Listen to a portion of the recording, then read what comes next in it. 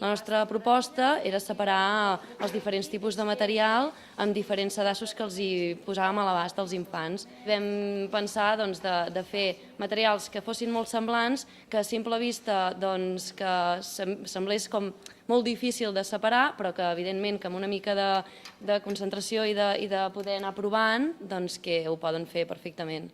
Aquest és un dels experiments que infants de 0 a 6 anys podran fer aquest dissabte en la primera edició de la Fira de l'Experimentació. Però a més també podran comprovar sobre quina superfície es desplaça més ràpidament un vehicle, com fer que un globus s'enlairi més a poc que un altre, o bé perquè uns materials cimanten i uns altres no. Així, fins a 32 activitats que han preparat els alumnes del grau en Educació Infantil de la FUB en el marc de l'assignatura Didàctica del Coneixement del Medi. Els nostres alumnes, els nostres estudiants de magisteri, no han posat la primera idea que els ha vingut al cap ni aporten el primer material que els ha vingut al cap o que han trobat per casa. Són propostes pensades, depurades, polidetes, presentades específicament per nens de 0 a 6 anys. Sempre pensar en aquesta edat i no frenar la seva capacitat d'imaginar i de pensar i no donar-los per fet ni donar-los la solució, sinó que siguin ells els que pensin, els que parlin entre ells, els que creïn i els que trobin la solució per si sols.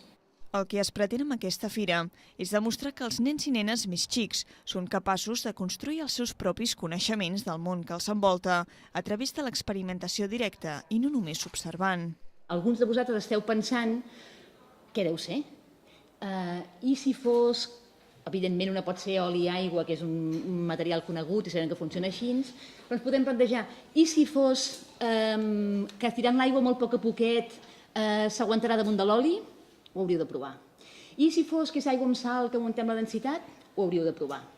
I si fos aigua destil·lada que té menys densitat? Ho hauríeu de provar.